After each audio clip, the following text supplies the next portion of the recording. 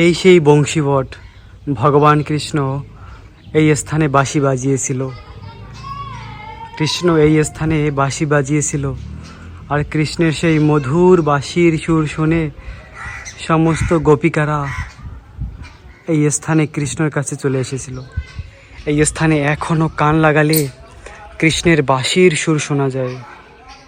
দেখুন, এই গাছে সকলে কান লাগায় এবং তাদের মনের যা যা ইচ্ছা তার জন্য কাপড় বাঁধে। এখানে এসে কাপড় বাঁধলে সমস্ত মনের ইচ্ছা পূর্ণ হয়।